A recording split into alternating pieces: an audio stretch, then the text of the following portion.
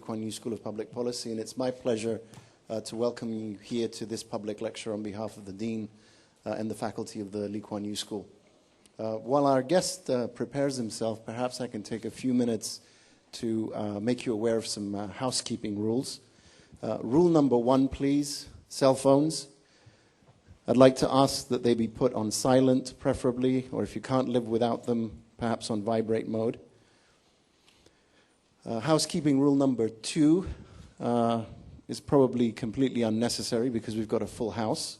But if there is, by any chance, an empty seat next to you, please move into it so that if there are empty seats, they're all at the edge.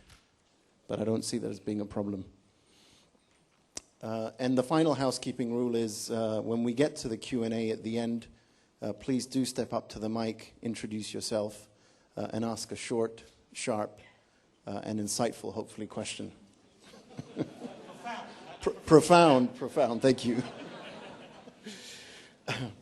Now, perhaps I can then now move on to introducing our guest, as I can see we're getting close to being ready. And let me start by saying that as I have been reading more about, say, human beings and what makes us truly distinctive from other animals as intelligent and sentient beings, I inevitably end up with one quality, and that's imagination. And by imagination, I don't mean just creativity or the ability to dream. But it's really about the ability to think ahead and anticipate possible consequences and knock-on effects from decisions and actions that we have yet to make. The ability to imagine, if you will, futures is therefore the quintessential human quality. Now, if we accept this as a premise, then I believe that we're extremely fortunate today to have with us this evening the man who has done perhaps the most to elevate this quintessential human capability to both an art form and a science. Now, Wikipedia describes Mr. Peter Schwartz as a futurist. He was born in 1946 in Stuttgart, Germany, at a displaced persons camp to parents who had survived the concentration camps of World War II.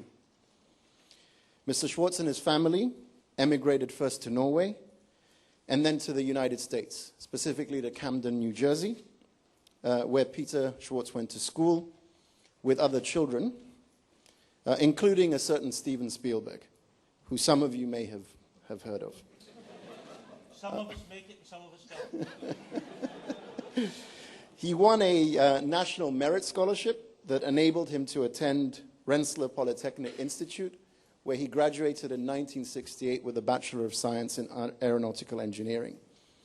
He taught high school in Philadelphia and worked for an innovative student housing project at the University of California, Davis, until 1972, where he joined the Stanford Research Institute and began developing his unique approach to scenario planning.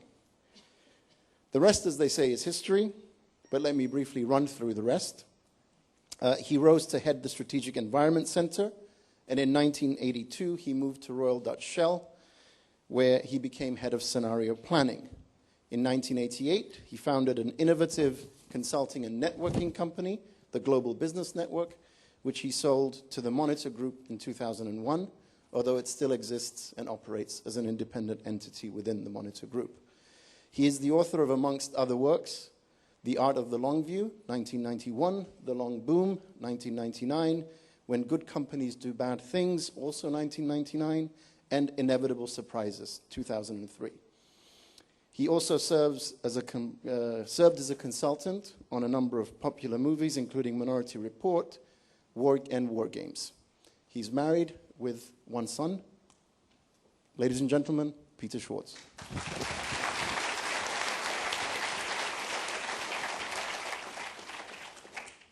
Thank you for that truly gracious introduction. I must say, I have many introductions. I do a lot of speaking. That was one of the best, so thank you. Well, it is an art, actually. It's an art to do a great introduction, so thank you very much. And thank you all for being here. I'm simply astonished at the turnout, to be honest. I hear there's some people in other rooms, so hello to all of you who are watching by TV as well. But I am very grateful that you would want to spend an hour or so with me. And that's mainly because, as at least some of you know, some of whom are friends in the audience, and some of you whom I've worked with in the audience, Singapore is a very important place to me. I've had the privilege of coming here for a very long time. As a matter of fact, my very first visit was long before most of you in this room were born. One or two of you were around then. A few I can see who have hair similar or lack of hair similar to mine. 1967 was my first visit to Singapore. But then starting extensively in the early to mid-'80s, I've been coming frequently, and now I am near the end of a 5-week stay here in Singapore. And I came mainly because I like every once in a while to spend time outside the United States, because if you're an American and you're looking at the world, frankly, you see it through a very narrow lens. Now, that's probably true in any country, to be honest. It's not unique to being an American. But because, of course, we are the center of the universe, all else rotates around us. And we understand the world through a very particular lens. And it is very useful to me to do two things. Experience the world as seen through other eyes, and also to experience other cultures more deeply than, frankly, the world of a consultant like I am normally experiences. You know, typically, and Singapore was no exception to that. I'd arrive for 2 or 3 days, do my business, and fly home. Here, it goes on this side. We want electricity, so this doesn't go out.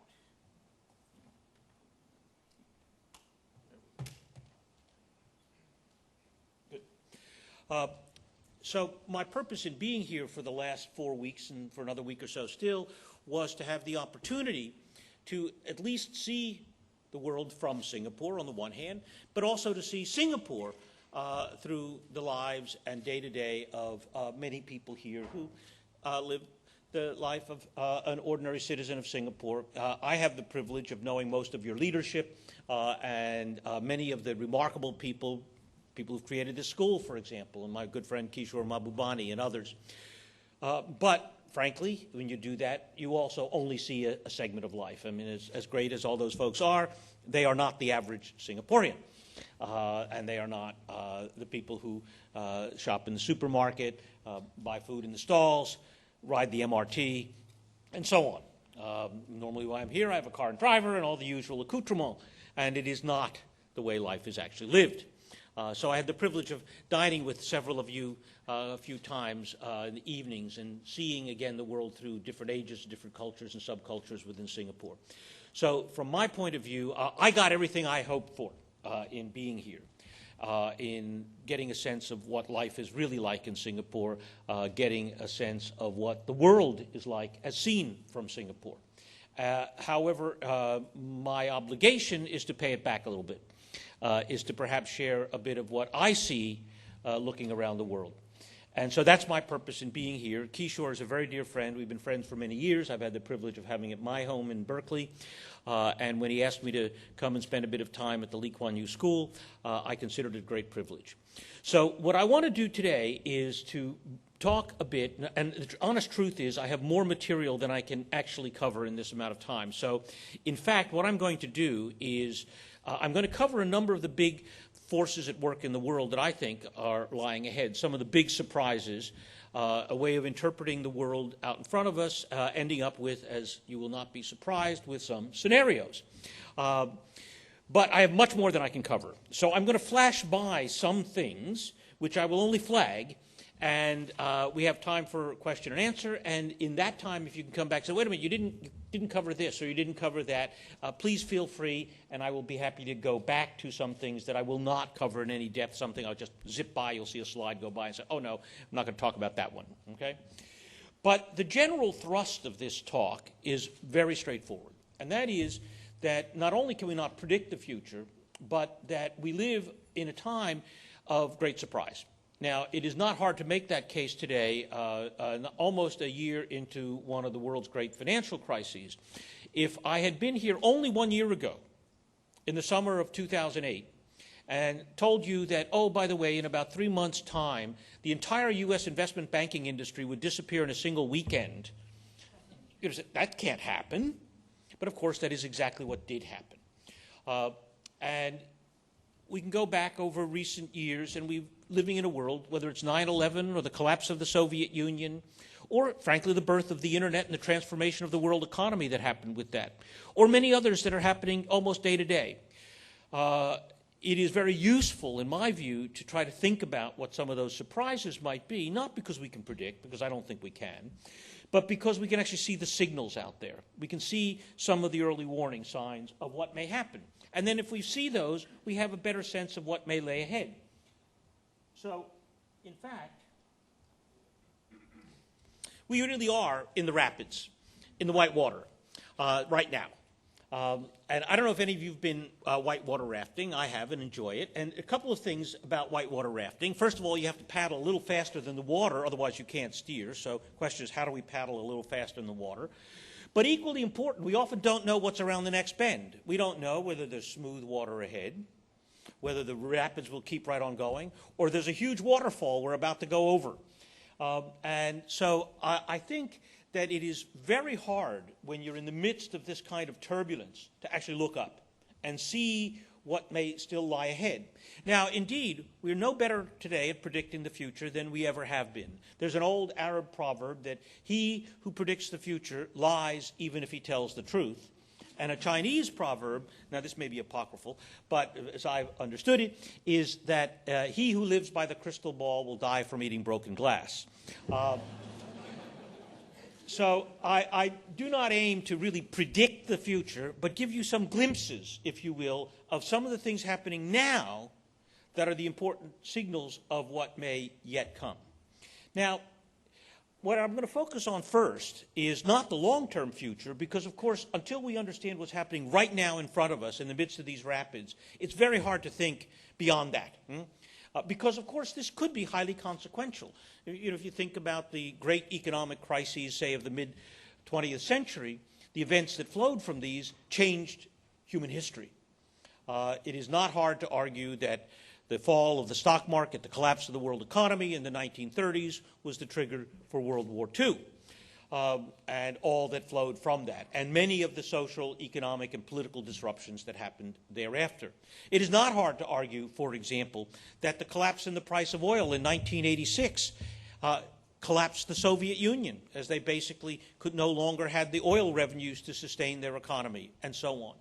So these economic events often have very long shadows and major consequences. So it's worth spending at least a few minutes on understanding where we are right now and what the scenarios might be for the very near future, the next couple of years, not the next 5, 10, 15, 20 years, which I'll move on to in a few minutes. But the first place I really want to begin is, in fact, the short term. And we have been in an era of profound stress economically. And what you see here is a measure of financial stress. This is a graph of what's called the TED spread. And I won't go into the details of it, but it basically measures the valuation of two different kinds of bonds and looks at the spread between them. And it's a measure basically of anxiety, if you will, in the financial system. So not surprisingly, back here you see Bear Stearns going bad. But here's where Lehman Brothers went belly up. And this is the peak of stress right here back in late autumn 2008. Well, we've come off the top of the stress. We're down here, very good, except that you notice this level is actually much higher than where we went into the crisis. So the market is saying out there, well, we're not sure it's over yet. We're not sure it's over.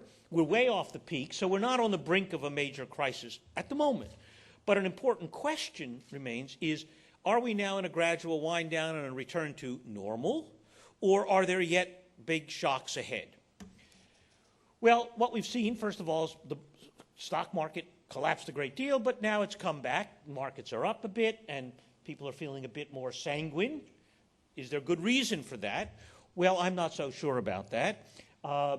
What we have seen is actually an evolution of the basic structure of financial markets. There's a famous economist named Hyman Minsky who studied the evolution of financial crises, and he basically described it as the evolution of the way in which we see risk. And at the first level is basically hedging, where if you are successful, you are able to pay back the principal and the interest to your investors. That's what a good hedge fund does, and leaves a nice big pile for the hedge fund managers. On the other hand, if you go beyond that, where it really becomes pure speculation, well, you're no longer in a position to pay back the principal, but you can keep borrowing because you have the assets, at least, to pay back the interest. But if it goes beyond that, where the value of your assets have now collapsed, and you're no longer earning income, and you can't pay back the assets either, well, you have Mr. Madoff. That's what, in fact, the world economy became in the evolution of the shadow economy. It was, in fact, a global Ponzi scheme, not by design and not by, in a sense, overt crookedness, but structural. In a sense, we had a system that was designed at that point where it could no longer pay back either the interest or the principal, and we were essentially globally bankrupt. Okay? And so the real question is, how quickly can that unwind? Well, the key number to keep in mind is this. At the peak of the crisis, global debt was $222 trillion. Global GDP, $60 trillion. In other words, our debt was almost 4 times our income. Now, if any of you were in that position, you would know you'd be in deep trouble. You'd be looking for a bankruptcy court. Well, in fact, we are, as a globe, bankrupt. The question is, can we unwind that quickly enough that we can get the world economy going? And that's the real question. Can we de-lever the whole system? Can we wind it back down so that we are, in fact, in a more manageable structure? So what you see here, this is what has happened. These were the collateralized loan obligations. This is part of the shadow economy. And the problem was that we had no idea how big it was. Not even the Bank of International Settlements, which is charged with regulating bank capital adequacy, knew how big it was.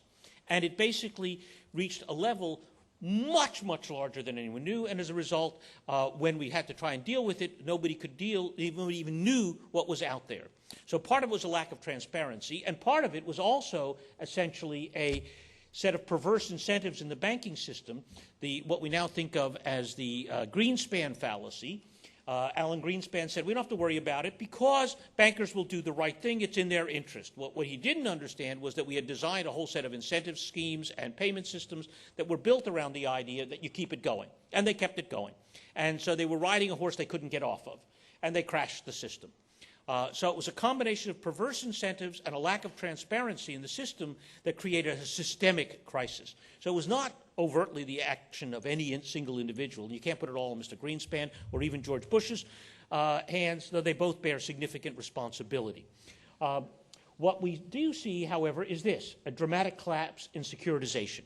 How do banks fund debt? They securitize that debt. So you're a credit card company and you owe them some money, they package it all up and create a security. That is what has collapsed now. That's why there's no credit available, because the banks can't raise the money by securitization. And that's the big issue. That securitization market has collapsed. So we have seen essentially the GDP drop, but it's begun to slow. This is the rate of fall of GDP. It's slowing a bit. The rate of fall is slowing, it's not coming back. Oops.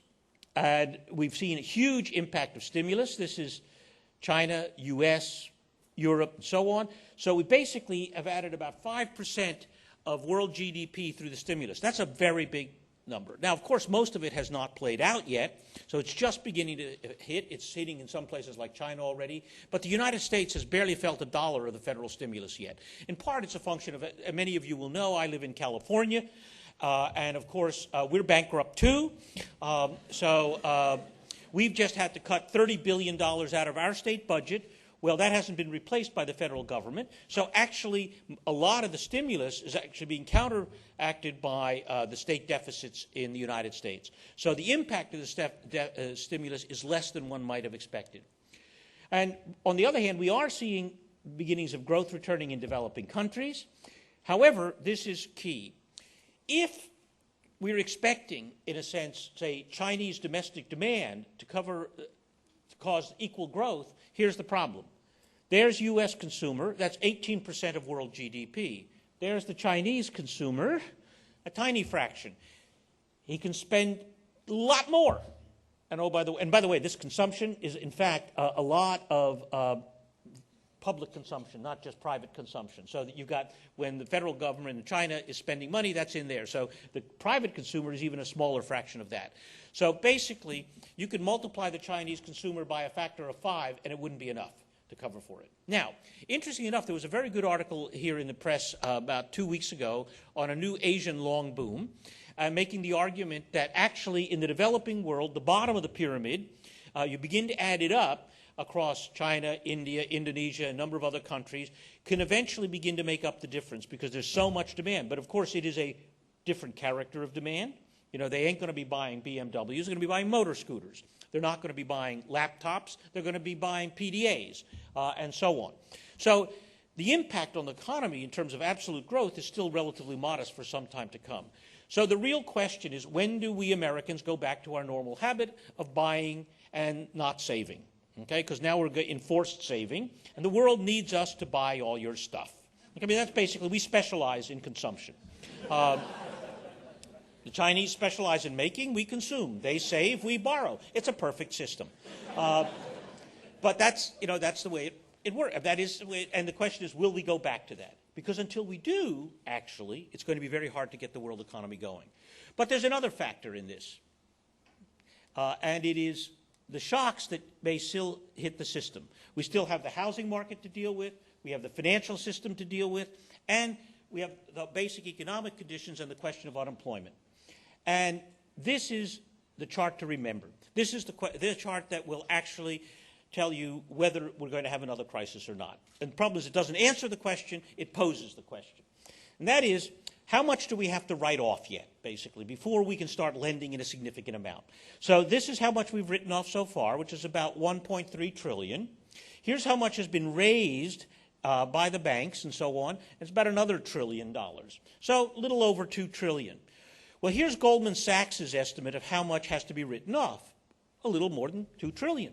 Okay, if that's the case, no problem. If Goldman Sachs is right, why, we're going to get through this crisis in a relatively straightforward fashion, and we'll see a recovery probably end of this year, early next year. On the other hand, if Nouriel Roubini is right, and unfortunately he's been right for quite some time now, his numbers were better than everybody else's numbers, we found out the hard way, he thinks we have about $3.5 trillion to go. In other words, we're $1.5 trillion short. Anybody got some? Well, the point is that we don't have enough money if he's right. That is, we're going to see another major financial crisis. And a number of these guys who are holding this debt, the banks, the insurance company, commercial real estate, credit card companies, and so on, we will hit major problems yet. A number of banks will go under, we'll hit another major financial crisis. And that could come as early as this autumn. And if that happens, the blow to confidence will be great, and it will not stimulate American consumers to go out and spend. In fact, what we'll have to do is have another round of stimulus packages. In the United States, where that will focus on, most likely, is funding the state deficits. All right, so we can just get back to at least zero, because we're still in the hole.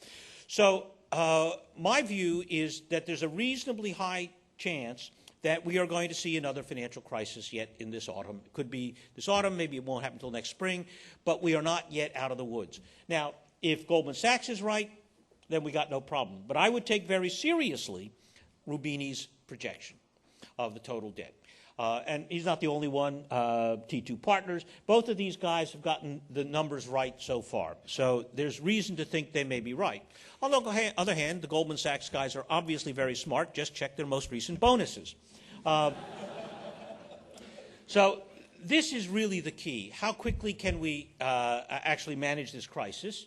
There you can see what the level of write-offs we need to do. And so the question becomes, first of all, how quickly does the housing market come back?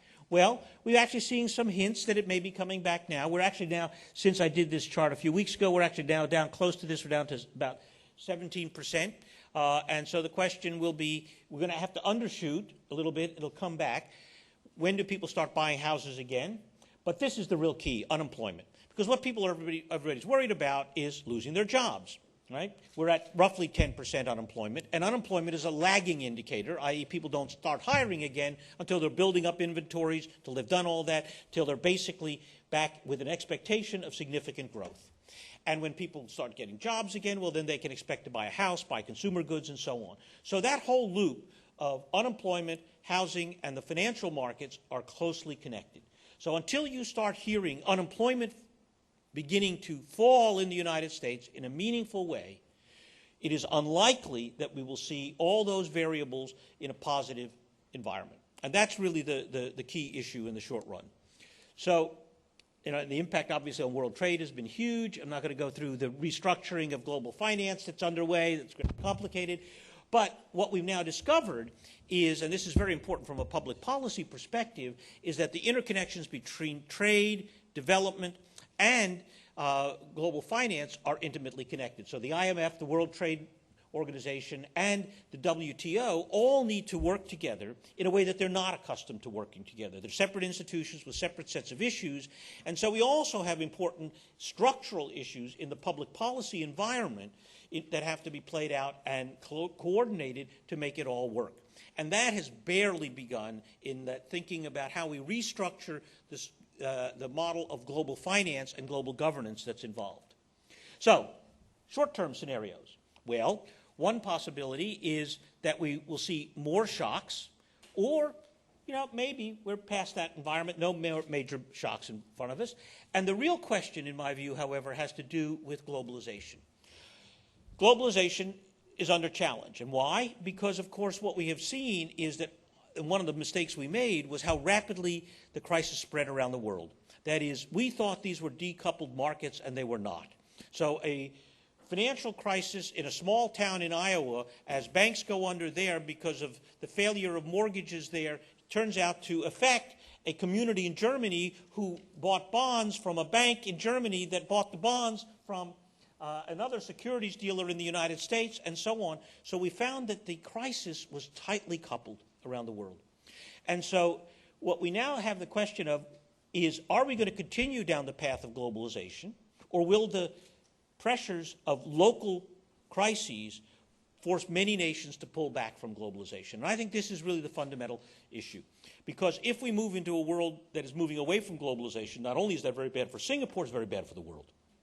Part of the prosperity of the last 20 years has to do with how effective the globalization process has been. And so you can see several scenarios. The first one up here, this one looking after number one, this is a world of no shocks, but on the other hand, it's a world where we're really pulling back, where everybody's looking after their self-interest. Down here, this is a very bad scenario. This is the scenario where not only are we hit with more shocks, but people are pulling away from globalization. This is 1939, okay? This is a really ugly scenario. It's a scenario where we could actually be looking at a global depression. And what we also know is that people don't much like each other in those environments, and it's a world that is highly prone to conflict. And it's what worries me a great deal in this crisis. It creates the environment for conflict.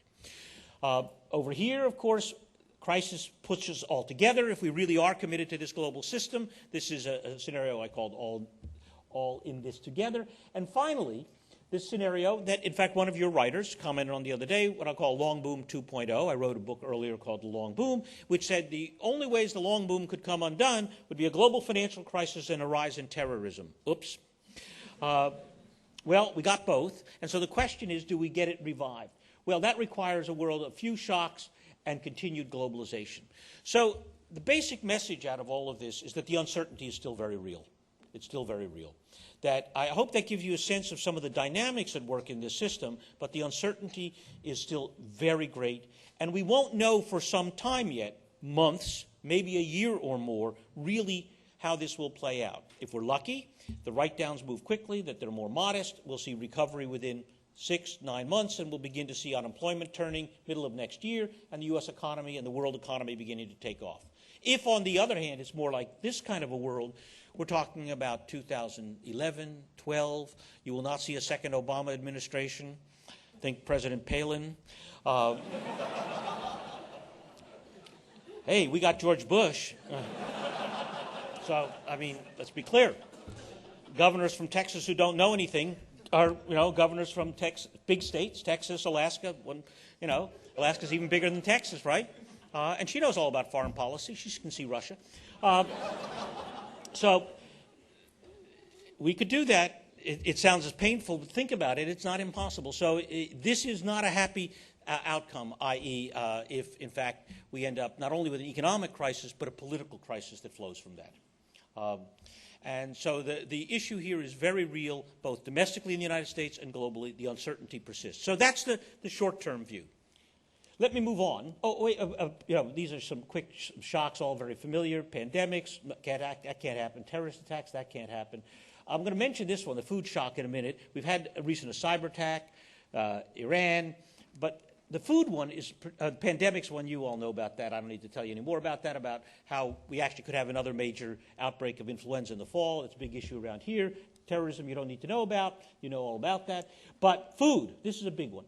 So obviously the world needs a lot more food, but the issue is food price.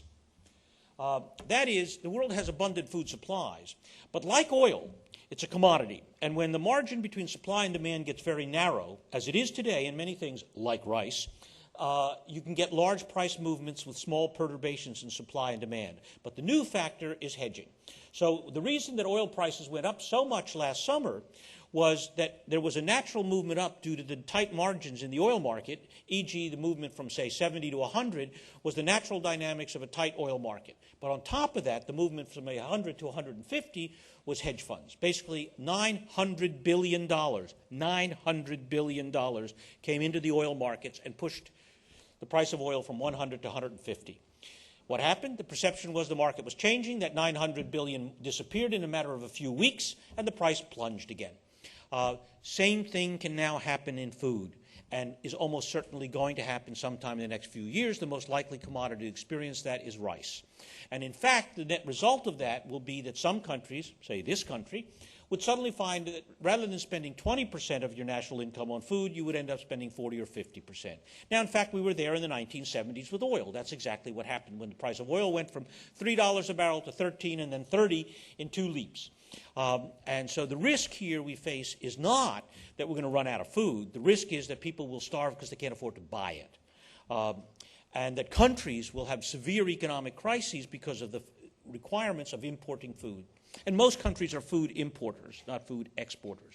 So the thing I worry about as another economic shock, the equivalent of an oil crisis in the near future, is, in fact, a food price shock because of the impact worldwide on an awful lot of people. I'm not going to... cyber attacks, we know about that. Political crises, let's say, power, we'll skip that. Now we'll move on to demographics.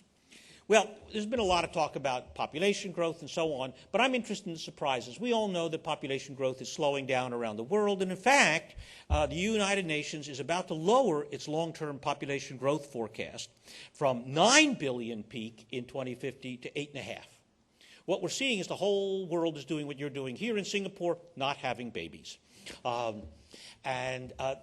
Everywhere that people are getting rich, what happens is that the women move into the cities from the countryside and they say, hey, I don't need 7 kids anymore. 1 will do, or maybe none. And so what you see, for example, Italy and Spain, 2 Catholic countries, clearly not paying attention to the Pope. And they have a birth rate even lower than yours. Because the women there said, you know, the guys, they stay home with their mothers. They don't, you know, they're useless. We don't want to have babies with them. What we have seen is a dramatic fall throughout the industrialized world and increasingly in many developing countries as well. East Africa, for example, a significant fall in the birth rate. The only place in the world this is not true is the Middle East, where you see, for example, in Saudi Arabia, a population growth rate of 5% and an average family size of 7. United States is the exception in the industrialized world because of immigration and its second-order effects. So we have a large wave of immigrants still coming, and they are from cultures that have large families. So we still have lots of babies in America. And that is a big factor, actually, in one of the reasons that I think America will come back. But the big surprise is this. And all the guys and the women in the room with gray hairs, this is news for you. It's the end of retirement. And that is that we are about to see, in part because of the fall in the birth rate, something else happen. We're all going to work a whole lot longer. In part because we need to. Like, I used to have a 401k in the United States, a savings fund. It's now a 101k. And the other is that we want to work longer. I mean, there's all these old gray hairs. I have one of my colleagues who's 85. He just won't stop. Minister Mentor won't stop, right? Well, some of you have the privilege of knowing him and meeting him. Sharp, mentally awake, still alive, thinking, asking hard questions. And I know a lot of people like that, okay? He's not unique in that respect. We're healthier, more vigorous. We want to work and stay in the workforce longer and still stay active. So that's what is actually happening. This is the United States, but the numbers are similar in Europe beginning to turn around, and we're going to see it all over the world. The other is, people have to work longer, in part because they don't have good savings and because they realize they're going to live much longer. That's what's also happening because we're living much longer. Now, it's important to recognize that retirement is a new idea. Remember, until the mid-30s or so, there were no pension funds, there were no state supports. You basically worked and you died. That was it. Life expectancy was in the 50s, so you worked until you keeled over. That was the way it worked. The women lived a bit longer, and they lived on their husband's savings. And that was it. And there was not much need for it. In fact, the U.S. Social Security was designed, kicked in at 62, which was the exact average lifespan of the American. The idea was half the people would die and not get their bennies. That's how you paid for it. And that's still the case. Unfortunately, the demographics no longer matches the actual assumptions in the system. So we're outliving. So basically what has already happened is we're starting to raise the retirement age and basically pushing it back further and further and further. 90 is the new 60. 120 is the new 90. My late mother-in-law, who died at 91, for her 89th birthday, we gave her a Mini Cooper. She was the coolest little old lady in the retirement community. But she was teaching painting 1 week before she died. That's the new paradigm. We live young till we die. Because of health care, quality of diet, all of those sorts of things. It will be a youthful old age, and then you keel over. But that keeling over goes further and further into the future. I expect to make it at least to 120. But I say at least because there's a reasonable chance that within my lifetime we'll push back the boundaries of aging. And then I might make it to 150. How many of you are under 30? Under 30. Okay. Those under 30, within 10 to 15 years, will start taking anti-aging treatments. I'm not kidding you. You'll start taking anti-aging treatments, and you'll basically stop at biological age 40. And you will live 100. If you live 100 years, that takes you out there to 2100. We're going to learn a hell of a lot of biology. That'll buy you another 50 to 100 years. If you're under 30, there's a very good chance that you will measure your lifetime not in decades but centuries. And I mean that quite seriously. It's not a joke. I mean that quite seriously. So plan for a very long career. And oh, no, that's not the big one. Choose your spouse wisely.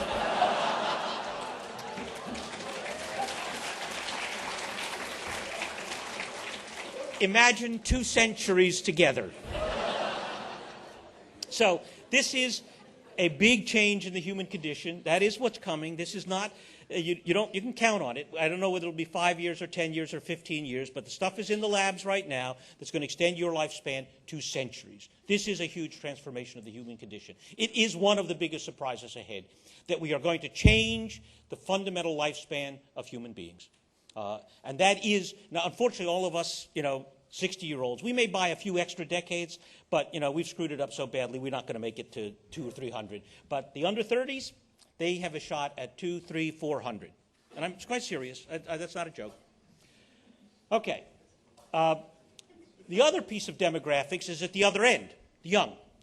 And that is trying to understand what the demographic link between war, violence, and demography is. And it's very straightforward.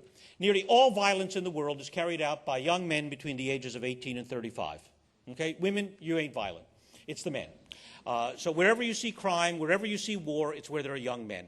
They're cannon fodder. They're gang fodder. And the reality is, wherever you see huge numbers of young men, that's where you will see violence and war. If you don't have the young men to fight, you don't go to war. You don't have a lot of trouble with gangs, and you don't have a lot of trouble with violence. And that's the reality nearly everywhere. And so this is where you can expect the violence, all right? And it's where there is a lot of young men. Middle East, this part of the world, and much of Africa. And it helps explain a lot of what's going on. In fact, the United States crime rate goes precisely with the number of 18-year-old people we have. It doesn't matter how many cops we have, how many jobs we have, doesn't affect it at all. More young men, more violence, less young men, less violence. Very straightforward. It's not much, very complicated. Some fraction of all of you guys out there are violent.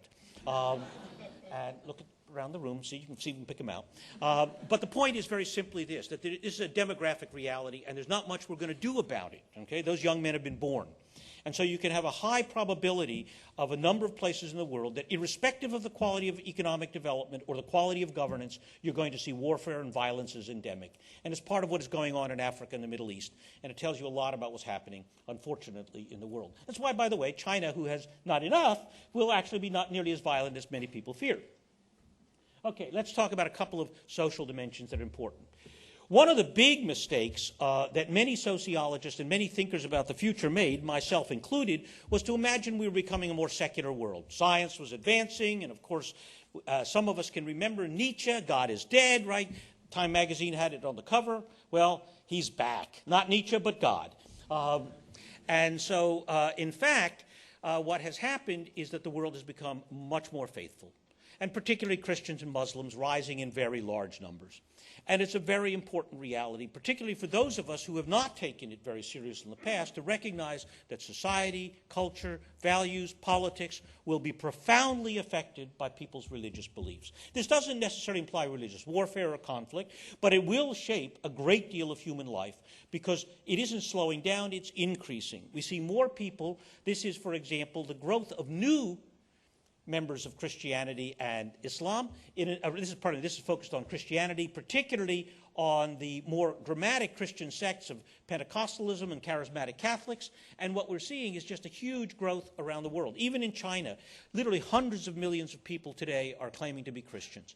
So what we are now seeing is that the impact of religion on the future, and I don't mean just faith and spirituality, I mean religion, I mean church, I mean mosque, I mean it all, is huge in its implication.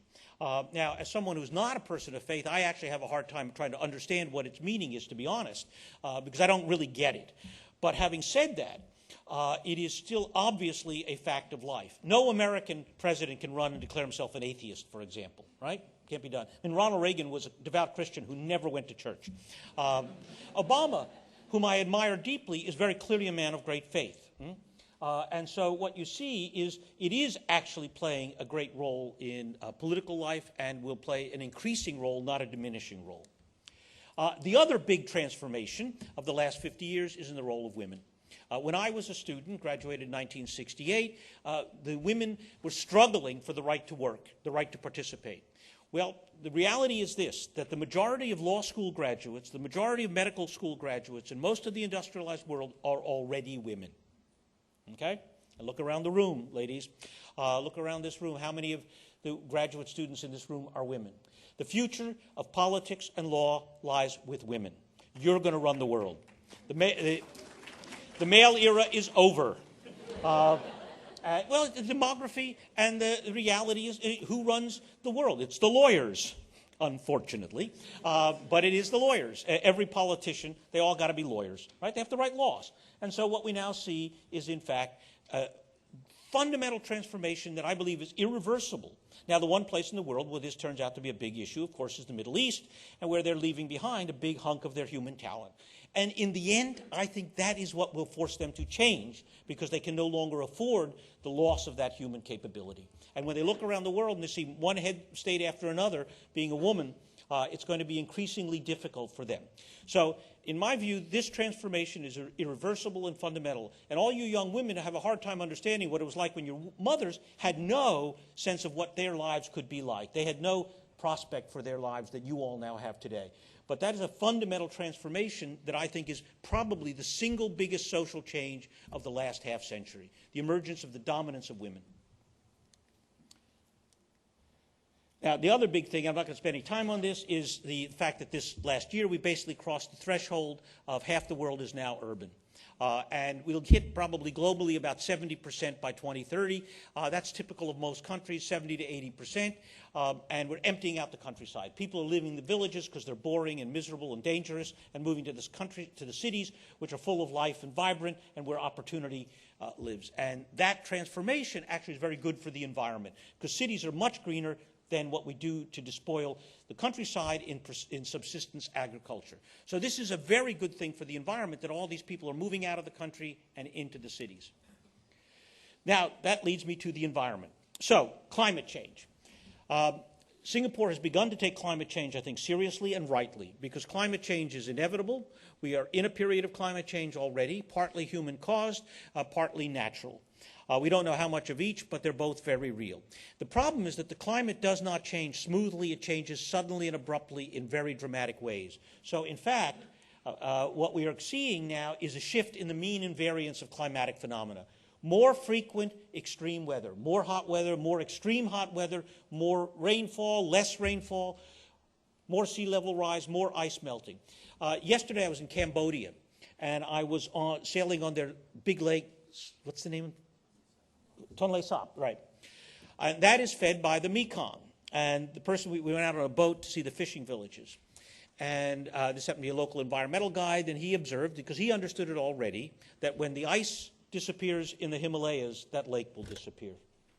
And when that lake disappears, the ecosystems of Cambodia and how they feed themselves and how they grow rice, etc., will also disappear. And oh, by the way, before we get there, of course, the dams on the Mekong that the Chinese are building will be a subject of considerable interest to their neighbors to the south, e.g. the Vietnamese, for example, who will be in a very awkward position when they can no longer get enough water out of the Mekong.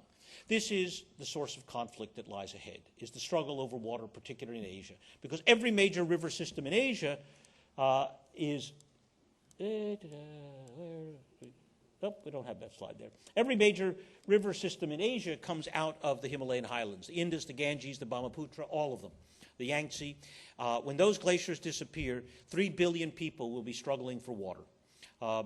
We're going to have sea level rise. We're going to have dramatic sea level rise. And oh, by the way, Bangladesh, forget it.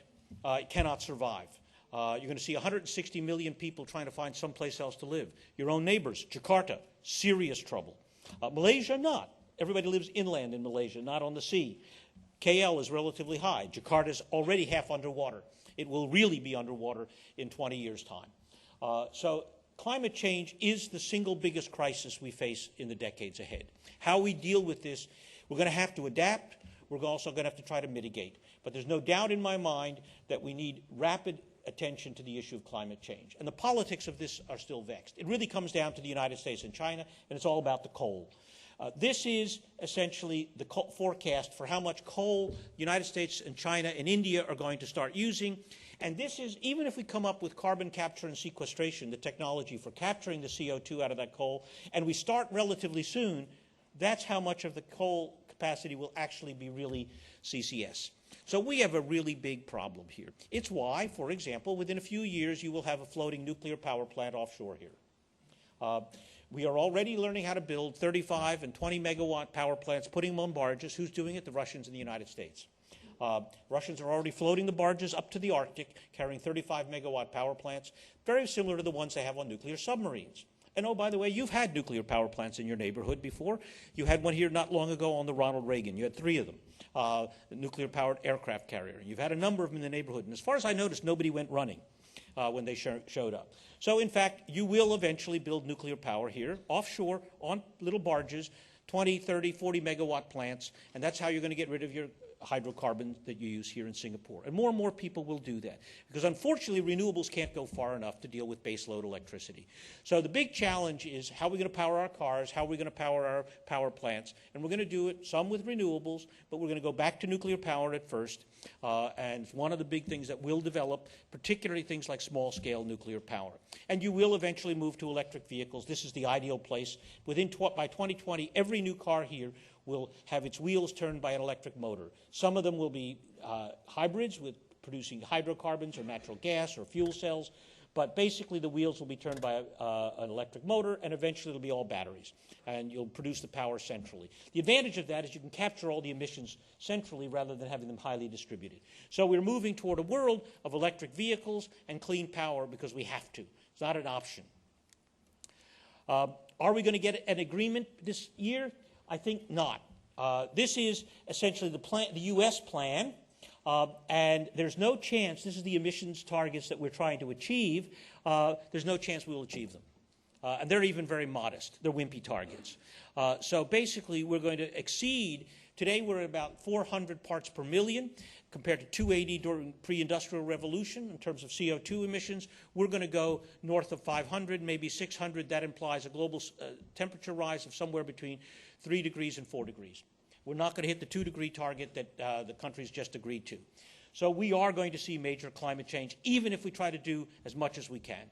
So we have to learn how to adapt. And by the way, for Singapore, that means a lot. Namely, you're going to be building dikes like the Dutch before too long. So the consequence here is actually quite significant.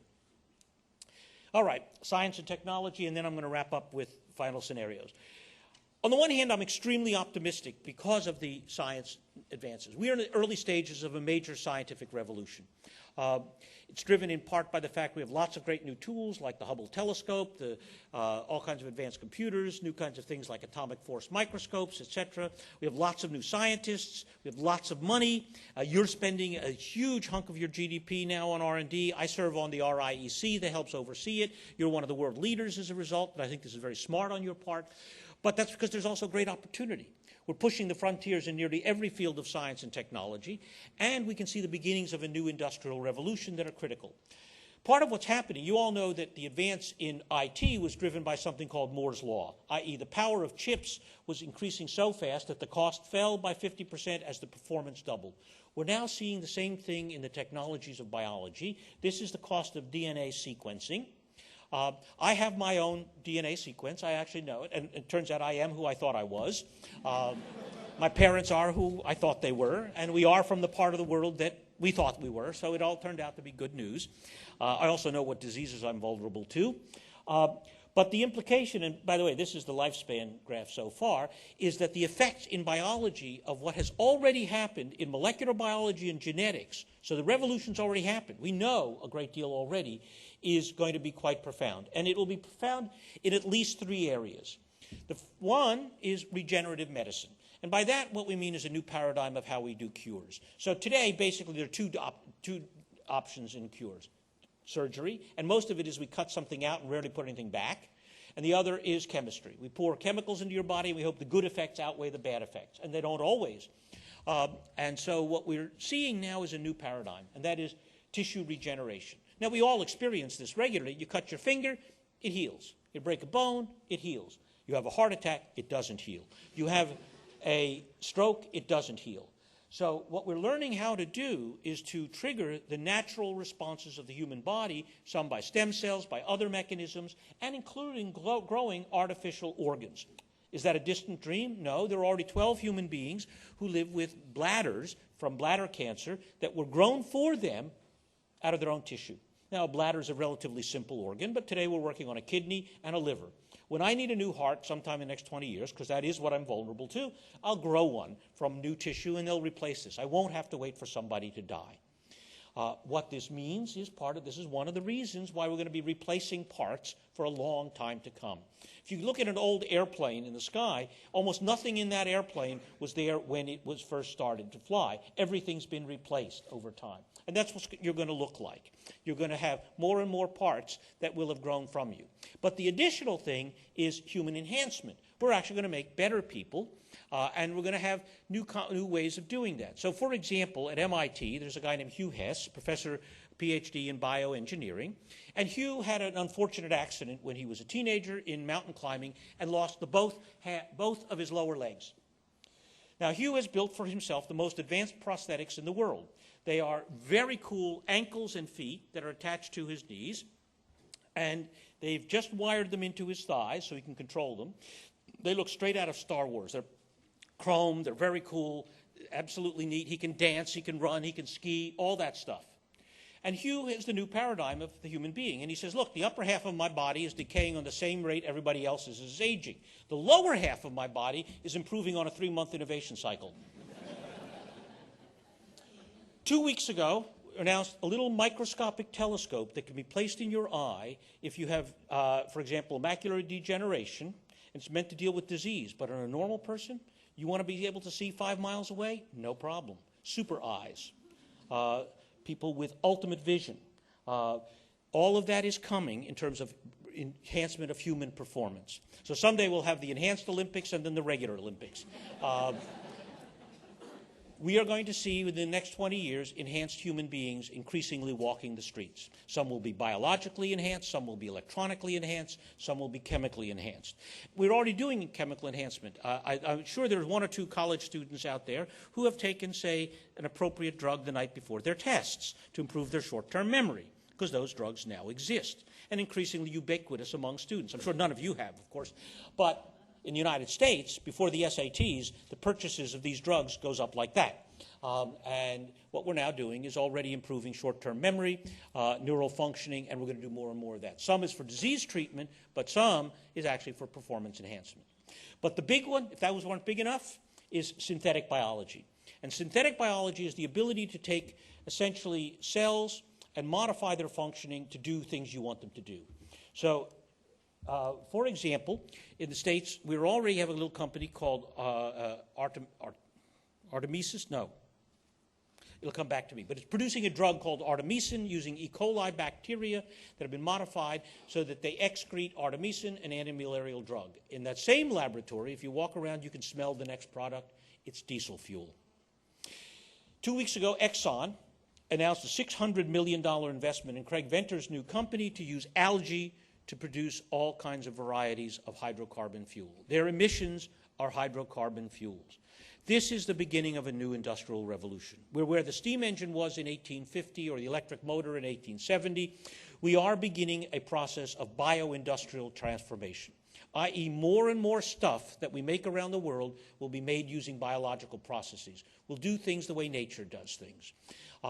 This is how we're going to make the next 4 billion people rich without destroying the world's environment. So we can already see the foundations of an ecological revolution that is coming from the biological advances that will enable us to make more and more of what we need using biological processes, radically reducing the amount of energy and resources needed to do what we do. And that transformation, I think, is central. And fortunately, it's one of the reasons I'm optimistic for the future. That is, we can already see the technology in the laboratory that is essential to being able to deal with those crises I talked about earlier, like the global environment. This is how we're going to get ourselves unhooked in the long run. Now, it's going to take decades, so this is not something that you'll start seeing some of the products. But the transformation of an industrial system is a half-century or more process. So this isn't going to happen overnight. But this is, in my view, also a great opportunity for Singapore, i.e. to be a player in the evolution of synthetic biology as well. Finally, I'm going to conclude with a discussion of the geoeconomics and the future scenarios. So this is a chart that is very important to tell us a lot about the future by looking backwards. Here is what happened in Nigeria's per capita income since independence. It became independent at a per capita income of about 300. And 40 years on, with all the resources you can possibly imagine, it has reached 250. They stole more than 100% of what they had. I mean, that's a remarkable achievement. I mean, to steal more than 100%. All the oil and gas revenue is gone so far. 100%, none of it went to development. All of it got stolen. Singapore, equally well endowed with resources, became independent here in 1965. And, of course, you know the story. It's gone up by a factor of 50. And, of course, with no resources whatsoever except all of you.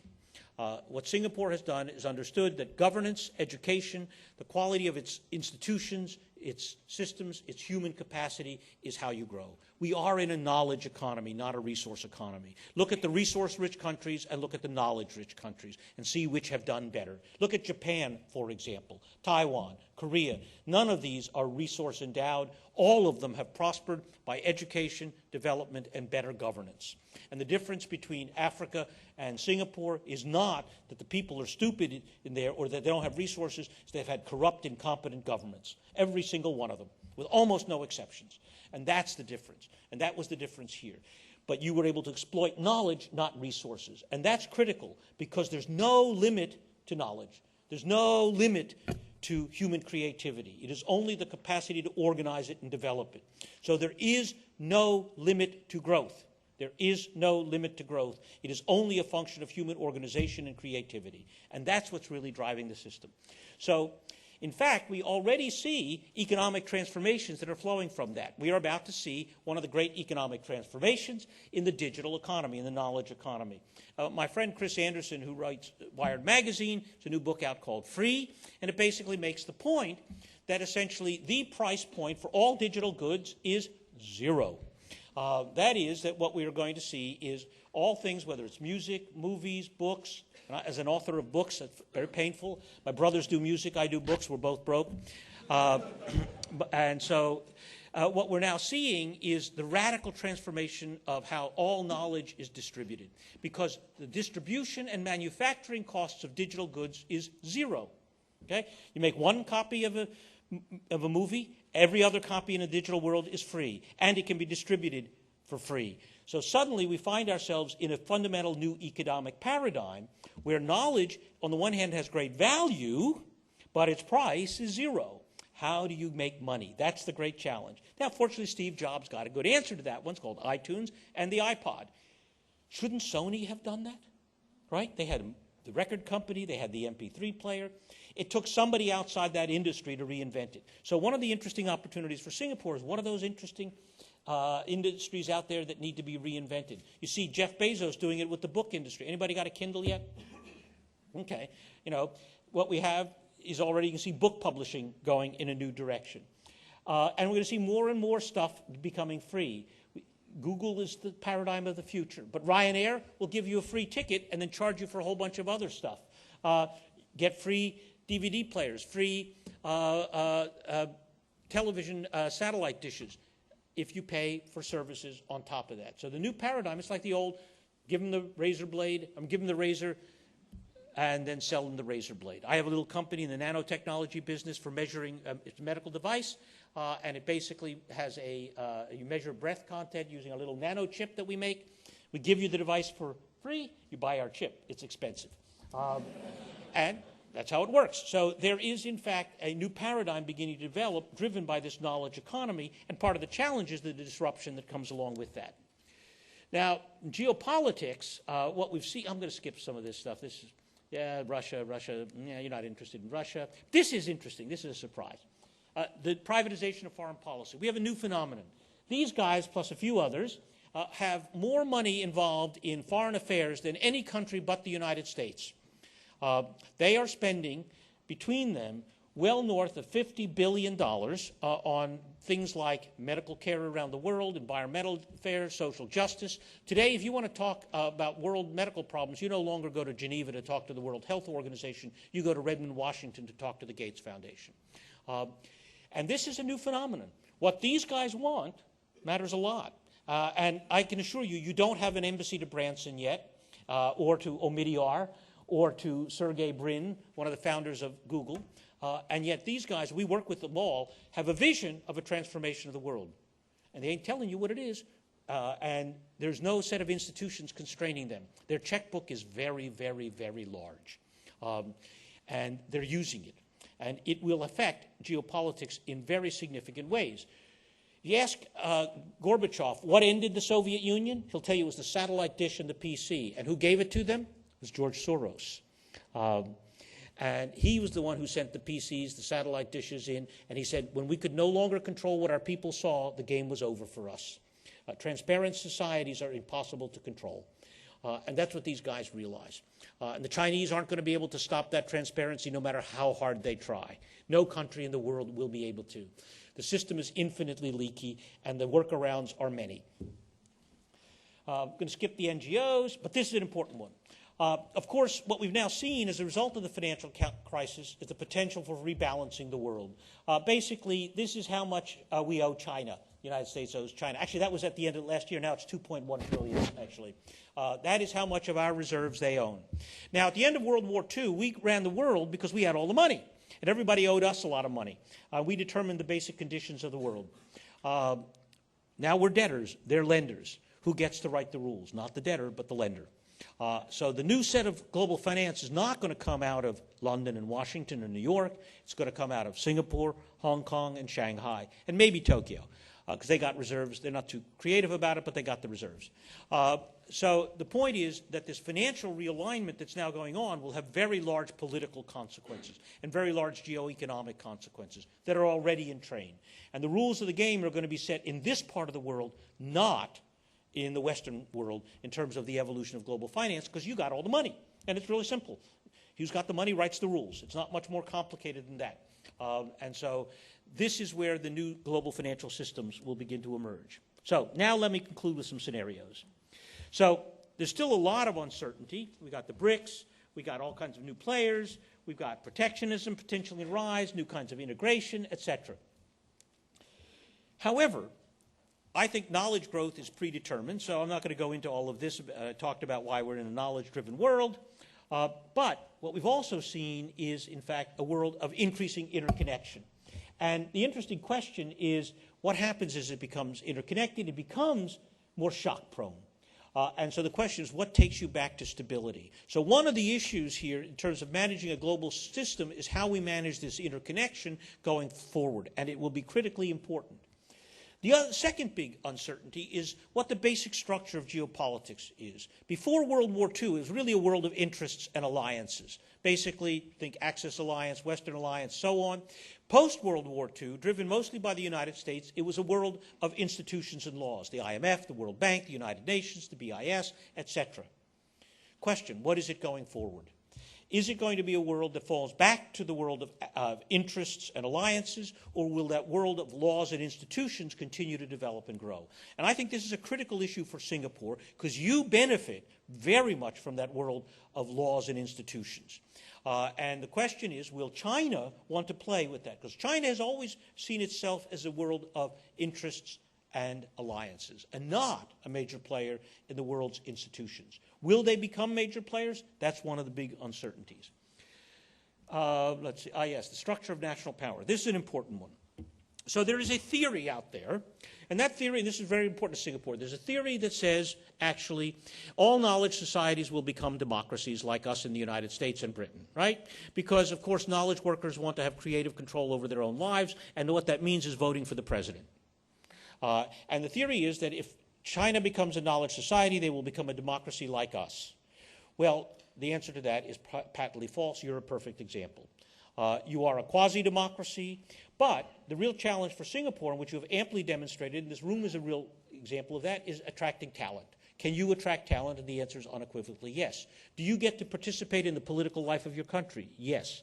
You have a stern father in Lee Kuan Yew, who's a dear friend and I think the world of, and one of the greatest politicians, but he's the kind of guy who says, brush your teeth, do your homework, don't cross the street at the wrong time, and let's get to work. He is not Stalin, he is not the authority, not Mao, he is not an abusive dictator pursuing his own self. It has become an ever more democratic society, a transparent, open, competent society where it is meritocratic and highly participatory. You get to participate in the political life of your country. And so the question is, are you the model for China? And I don't mean that literally. I mean that in a sense metaphorically, because they're not going to adopt the same mechanisms. Or is it us in the United States? And I think it's you, not us. And we in the United States misperceive that. We don't see that. And in fact, here's the data. So the question is, can you see these kinds of qualities, open, meritocratic, competent, and participatory? And this is what the Chinese think about working hard and getting ahead in China today. Oddly enough, the Swedes don't think so. I don't know why. That's an anomaly I don't get. But, and of course, the Russians, on the other hand, think it does. Here's how you get ahead. You got to be highly political. You don't get ahead by working hard, right? You got to know somebody. And so the issue is in a meritocratic society, and China has a long history of meritocracy, and this is a society that can begin to look, and I don't mean literally so, like Singapore in many ways, if it adopts these kinds of qualities. And I think that is where it is now headed. The problem is we in the United States don't get it. And so the risk is that we will misperceive it. Now, the final uncertainty is what happens with the United States. Will we come back from the crisis today, or will, like many people, think we are now in permanent decline? So one theory is we're in decline. Our deficits, our education system sucks, our infrastructure is in bad shape, we've got military overstretch, we've got 2 wars we can't win. On the other hand, we're the most innovative country in the world. We're extremely entrepreneurial. We are very flexible. We've got the best university in the world, no offense, and frankly, we've got some good new leadership. That helps, okay? I'm an Obama fan. Let me be clear about that. This is what we think. This is what the Chinese think about us, okay? So we think we're going to come back, but lots of people don't. So where does that lead us? Well, 3 uncertainties. Are we going to be a world of laws and institutions, interests and alliances, what I'm calling modern non-democratic states versus traditional modern democracies? And will we see a world where the U.S. is in decline or the U.S. recovers? So one scenario is what I call the new game. U.S. in decline, Asia on the rise, it's a world ruled by China. And it's a world you won't like very much. It'll be highly China-centric. Okay? It's basically where you will be a vassal state to the Chinese because the U.S. will be irrelevant and they will be the dominant power in the region. And you look at the long history and it will be, in a sense, a tutelary state where you essentially have to pay tribute intellectually to the Chinese. At the other end, this is the U.S. view, continuous evolution, and U.S. comes back, China begins to look like us, all hunky-dory. Or the world, which I think is far more likely of both and. I do think actually the high probability the U.S. will come back and China will continue and it'll be a world of very high rivalry. So you look, and we can be affected by the shocks. Whoops. So the continuous evolution scenario, this is the U.S. recovery, China continues to rise. We get new institutions globally, say a global EPA, the Asian Economic Community like the European Union, so on. This is a scenario, fairly robust growth. If there are no shocks, it'll be steady evolution. If there are a lot of shocks, it's a world organized to really rise to the challenge. On the other hand, the new game looks like this. The new game is centered here in China. And it's basically the U.S. is in decline. China really rules. It's a world of regional alliances of China and India, basically near anarchy globally. It's a world of alliances and interests. And it's a world prone to booms and busts. And finally, the both and, which I think is most likely, the U.S. recovers and authoritarian China rises. This is a world of new international laws, but no new institutions, strong growth and intense competition, and little global collaboration. And the risk is a potential for conflict in that world. Now, I think this is the real world that we're most likely to face, the world of both and. Now, if the U.S. doesn't come back, it's that first scenario of the new game. If the U.S. does, this is a pretty good chance of that. I think the rise of China is almost certainly predetermined. It is the biggest economic story in the next 50 years. So the fundamental structural uncertainty here really is what happens in the United States. It comes back to the financial crisis. Do we actually get it under control in America? Do we actually come back? And these two go together. So the world of the financial crisis and recovery and the world of both and the world actually that, in my view, Singapore would prefer, depends upon, in part, what happens in America, both economically and politically. And if that does develop, then there's a very good chance that we'll be in this world of both and a relatively rapid recovery, and a world that actually you will like and you will be a very important player in. If, on the other hand, we don't come back and the economy takes a long time to recover, then you're going to be struggling here domestically, financially, and you're going to be struggling in a world in which basically your alliance is going to have to shift from a close relationship with the United States to a close relationship with China, and your future will look very different under those circumstances. So those are some of the big surprises that lie ahead. Let me throw it open for a few questions and take the time. Thank you very much.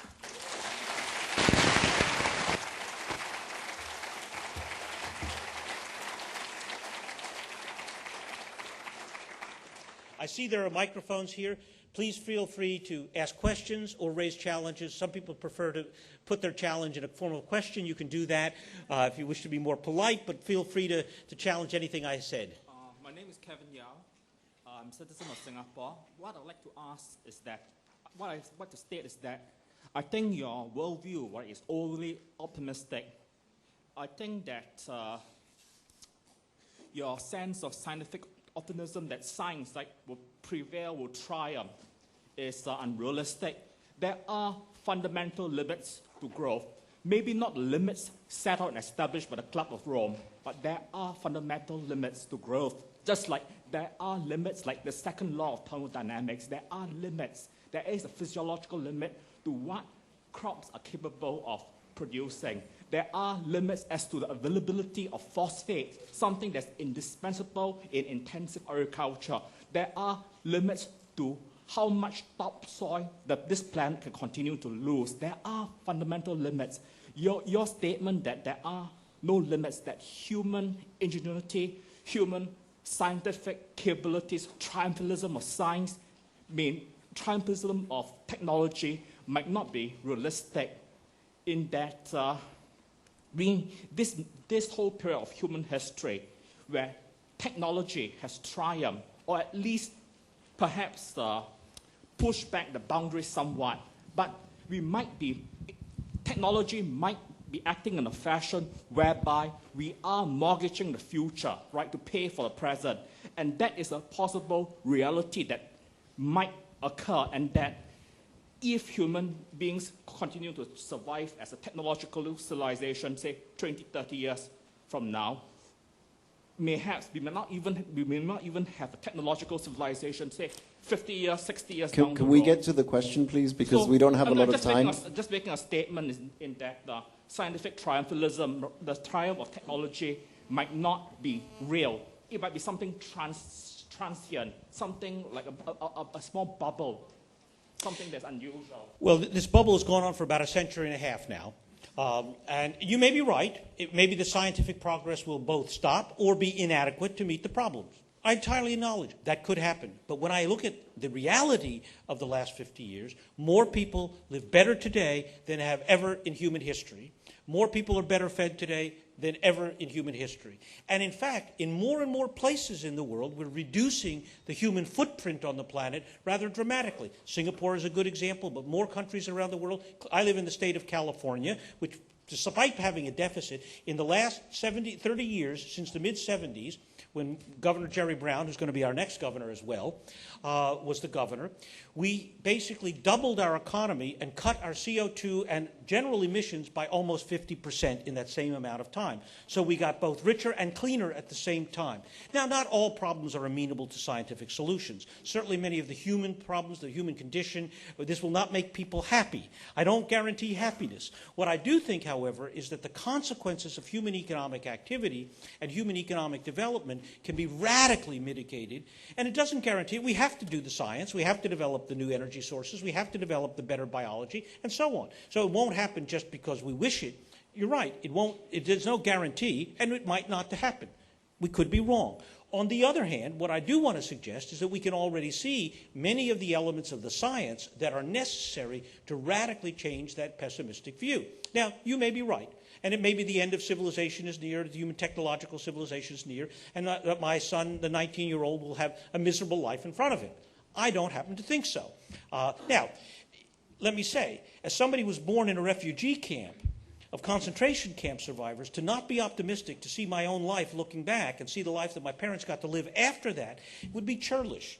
It would represent essentially a denial of my own life and experience. So maybe it is a psychological weakness on my part that I am optimistic. But having said that, I have that's true. No, his comment is fair. I may be biased out of my own life experience, but my life experience is a life that has been lived with optimism that actually has worked. On the other hand, I wanted to be an astronaut, and we haven't gotten very far in space yet. So, that's technology that has not proceeded nearly as quickly as I might have hoped. That was my first wrong call about the future. Having said that, I think if you look at the scope of human scientific and technological enterprise today around the world, and the recognition of the magnitude of problems, and the scale of undertaking that more and more countries are pursuing, I think we can be reasonably confident that there's a pretty good chance that we will actually see sufficient advance, that we will actually improve this human quality of life over the next few centuries rather than fall back. Yes, sir. Yes. Now, and then you up there. You give us an overview of a variety of shocks. Now, in Singapore, we have a very proactive government.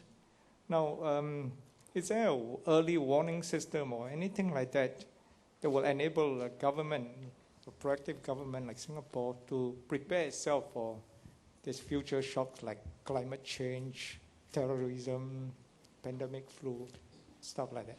Well, you have already been hit by some of these, and so your government has become very sensitive to it. I have the privilege of working with the Prime Minister's office and with something called the Risk Assessment and Horizon Scanning Group. And there is actually, you are the best in the world at this, as a matter of fact, better than my country, which we're not very good at it. The Brits are not too far behind. The Dutch and the French aren't too bad. But the best in the world at trying to actually think ahead and see this is Singapore, because you're so vulnerable. You saw it with SARS. Small things in the world can have very big effects on Singapore. So I think many of your leaders take this task of looking ahead and trying to anticipate the surprises very seriously. Will they get it all right? No guarantee. But what I will say is that the scope of activity in Singapore is way ahead of everybody else, driven by that sense of vulnerability and the willingness to think hard about it. In fact, I just came literally from a meeting from a new organization called the Center for Strategic Futures. under Peter Ho that is actually trying to raise it to another level of systematic capability to do precisely that. So no guarantee, but you've got pretty good radar out there looking ahead, trying to anticipate what some of the big shocks may be. Yes, ma'am. Good evening, sir. I like your speech a lot, but I don't like your forecast about China. So could you share with us, I am Chinese, as everyone can see here.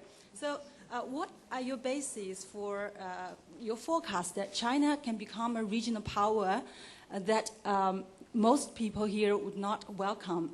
So in your opinion, what can China do to become powerful without being disagreeable to the United States and the world? Thank you.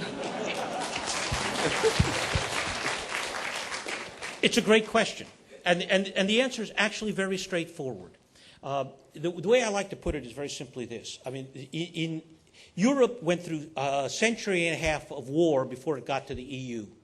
Okay? Basically, the EU is not about the shape of sausages or the content of chocolate. It's about keeping the French and the Germans from killing each other in large numbers, which is what they did for a couple of centuries, with the help of the Brits along the way. And that's really the challenge here, is can you create an institutional framework that essentially distributes power within the region so that China and India and the smaller powers all get to participate in a way that does not centralize that power. I mean, that's what the wars were about for a long time, was who would dominate the continent of Europe. And I'm not saying that China's got to go to war, doesn't need to. We no longer need to use war to establish that power. The power will be the power of an economy.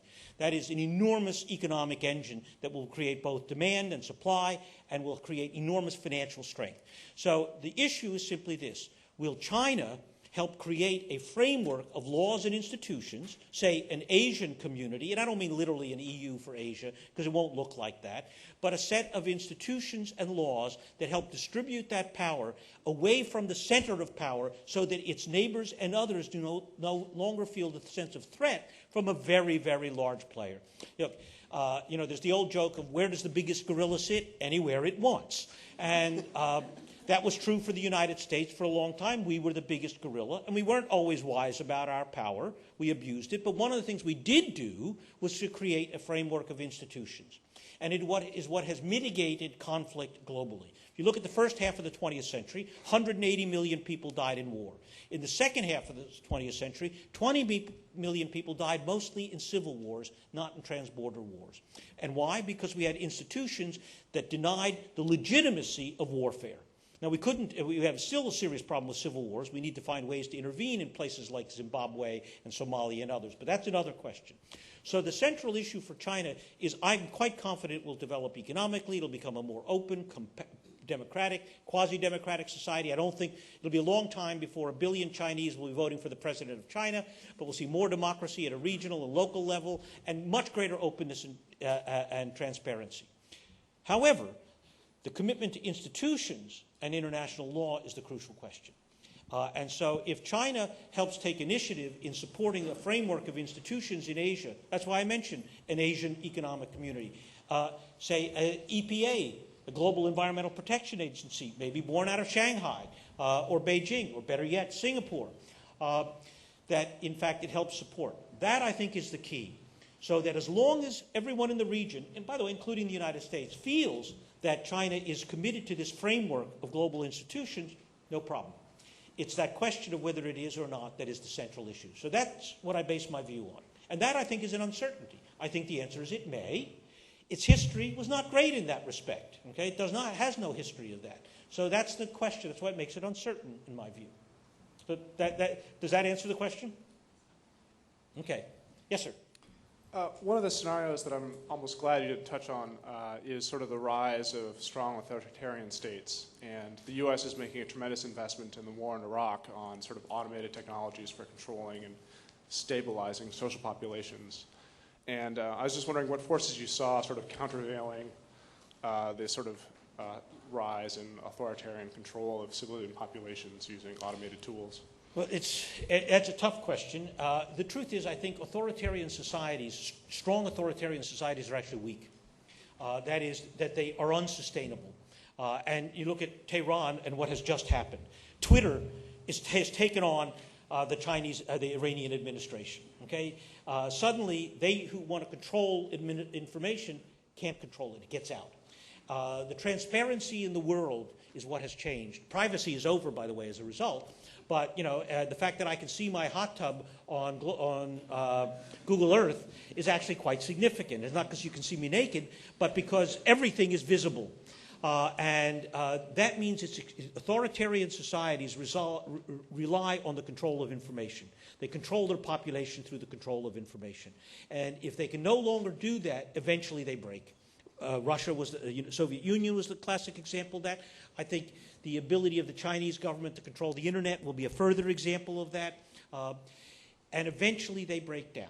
Now, if they don't, what they do is undermine their own power in the end. I think Myanmar is an example here in the neighborhood. That is, you so undermine your own economic development, keeping your people desperately poor is the alternative. So if you want to develop, if you want to become economically powerful, to have the influence, the military power, etc., then you have to open up the flow of information. So it's that penetration of information that ultimately undermines those societies. Yes, sir. Good afternoon, sir. I'm Chandi from Nanyang Junior College. My question is about your earlier part about the energy. You say that energy shortage is one of the source of shocks in the world, and you mentioned that there will be the world will be more acceptance in the use of nuclear technology, and that is my question. My question is on this nuclear technology. Is a twofold question. One question is, do you think that the first question is about sustainability. Do you think uranium will go the way of oil, in which we may face a shortage in the future if we go on? And the other question is, with the increasing threat of terrorism, how would country be more receptive of this kind of technology? Well, first of all, we're not running out of oil.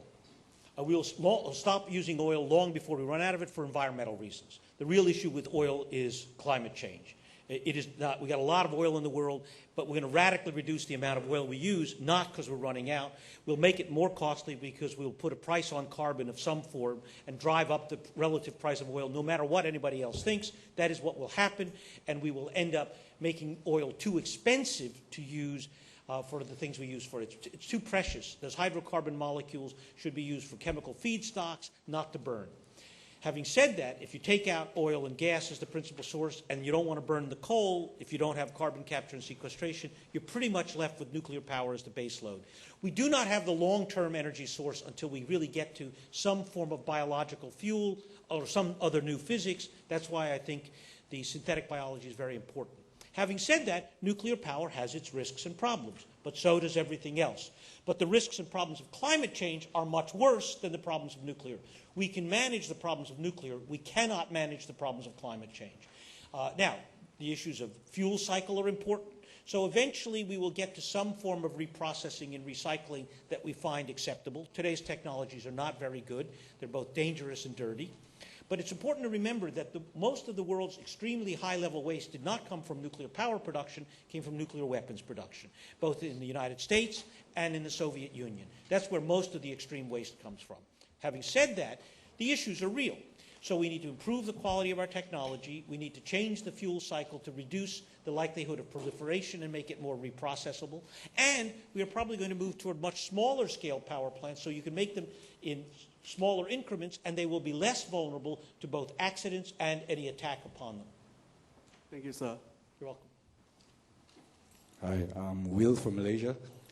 Just want to tap your brain on the issue of women and the issue of women, and the issue of shocks, because I've watched a TED talk by Dr. Helen Fisher, and she did mention the rise of women in society and all that. And not only are women, the best educators of children, they are also a half of the workforce. But most importantly, she mentioned women's wholesome behavior actually evens out decision making. And I just want to tap I just want your comment on whether a lot of the bad decisions that the world has made has been very male dominated, and with this rise in women's power, whether it will soften the whole thing. I'm sorry. Indira Gandhi, Golda Meir, Margaret Thatcher, these were not passive sweethearts.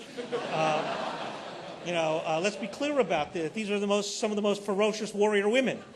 So, no, I don't think so.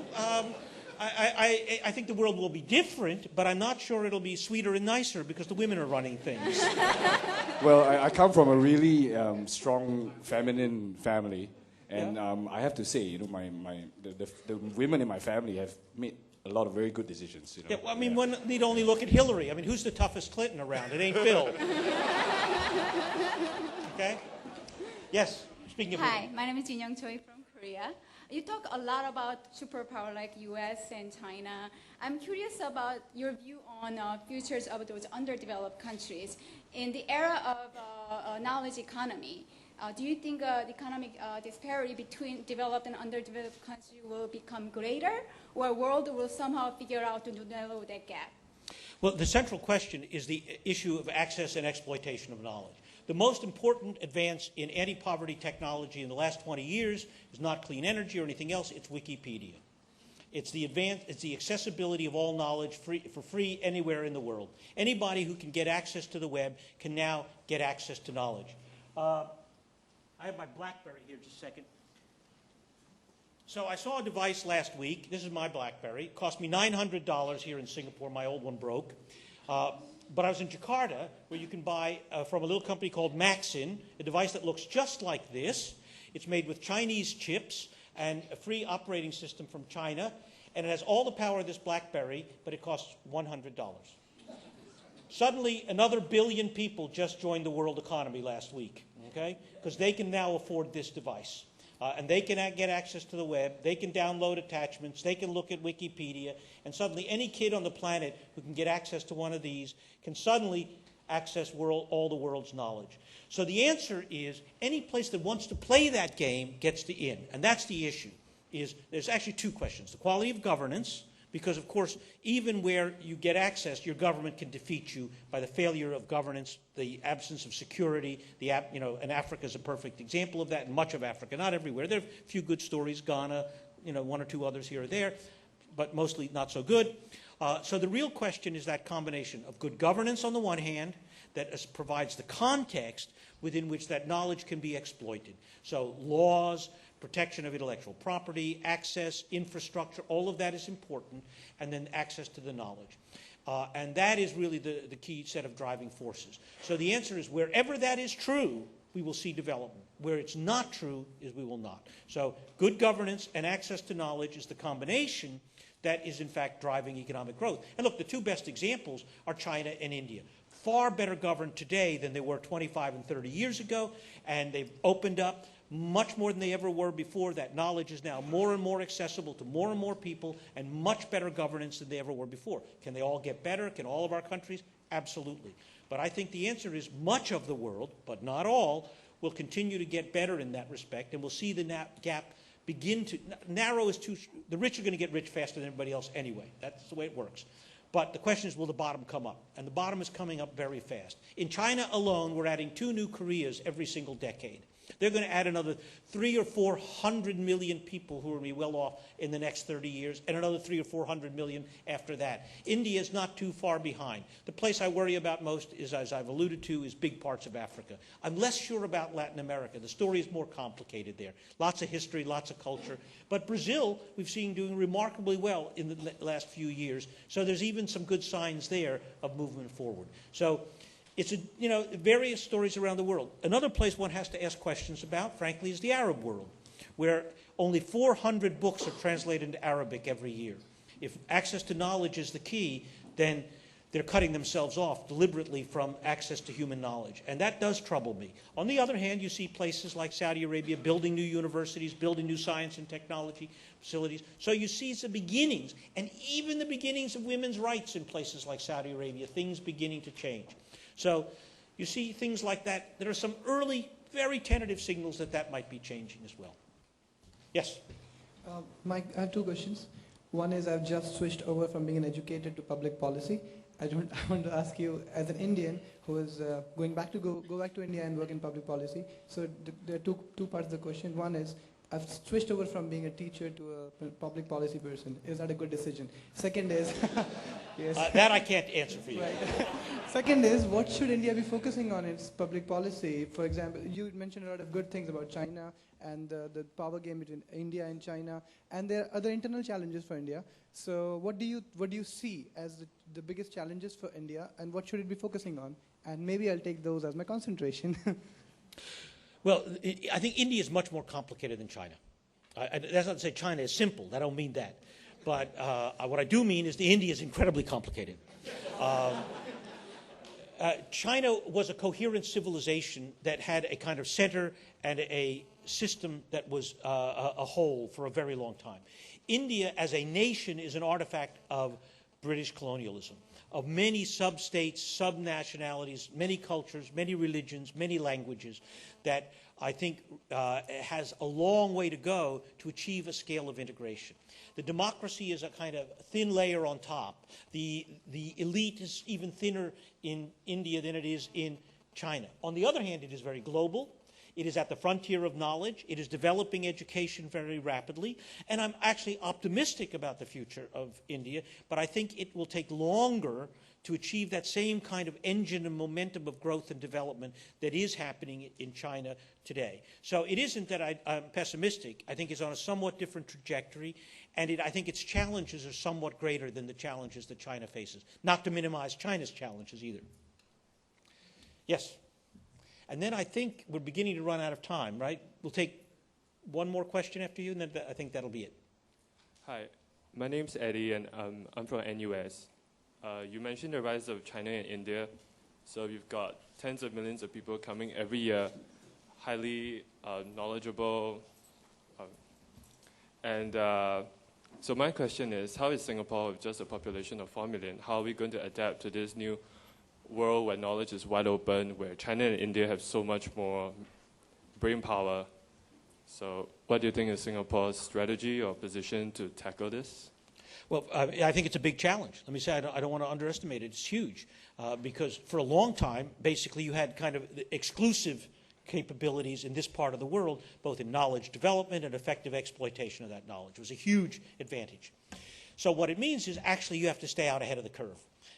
You will still have manufacturing here, but it will play a diminishing role over time. It's really going to become the paradigm case of a knowledge economy or not succeed. And that means more investment in knowledge, better education, continue to upgrade your population, more effective participation in global systems. I think you have the opportunity actually to lead in a number of arenas. So, for example, climate change and global environment. You are ahead of everybody else in the region in this. The development of technologies like clean energy, clean water, which you are also already a leader in, represent important opportunities. And equally important, the quality of governance. And here the School of Public Policy, I think, is terribly important.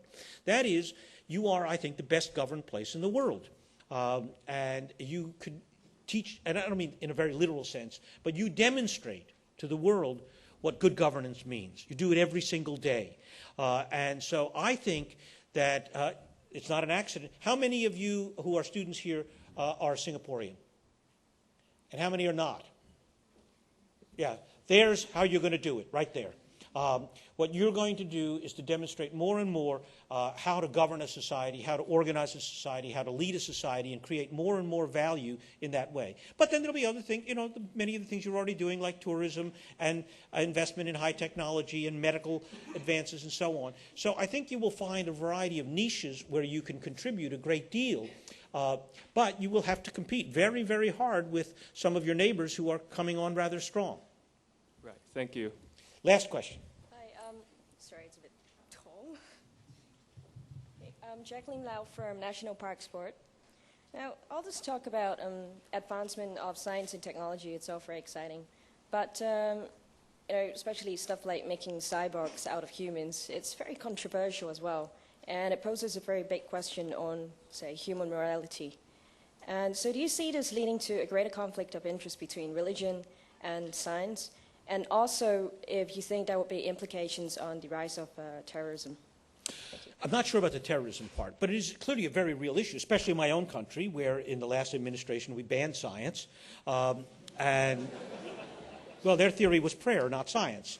And, well, you know, that's a legitimate position. It doesn't happen to be one I share. But having said that, it demonstrates how real and difficult the issues are, particularly when you get to the questions of human biology and modifying human biology and so on. Reality is that some parts of the world will be very comfortable with this technology and will move rapidly to employ it, and other parts of the world will not. And they don't have to. You know, nobody's going to make you become a cyborg. But on the other hand, what we will find is that some parts of the world will move quickly because they have different views. If you take, for example, GMOs and stem cells. Well, the Brits had no problem with stem cells, but they were really freaked out about GMOs. In the United States, we don't care about GMOs, but we're really freaked out about stem cells. So you get into, you know, a variety of these kinds of highly specific issues when you get into the questions of advancing human biology and so on. So I think it is a very real issue. And we will not see a uniformity of view on this. It won't be that science will carry the day everywhere, and it won't be that religion will carry the day everywhere. And in some places, they won't find any conflict. A very dear friend of mine is a guy named Francis Collins. Francis was the leader of the Human Genome Project, one of the great genetic biologists of our time, giant, just was named head of the National Institute of Health. He also wrote a book about his faith. He's a man of deep belief.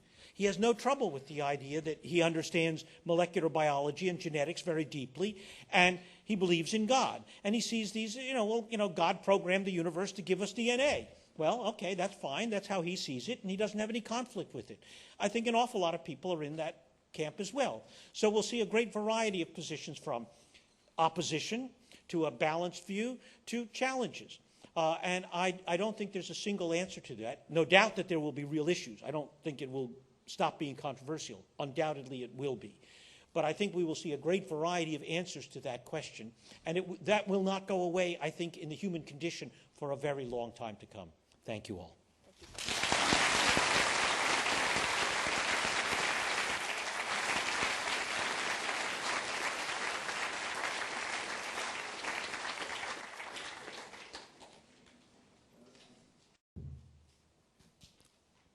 I don't know what I can say after that sprint through time and that look into the future, other than to thank Peter for his time here and for endorsing the Lee Kuan Yew School of Public Policy. Thank you.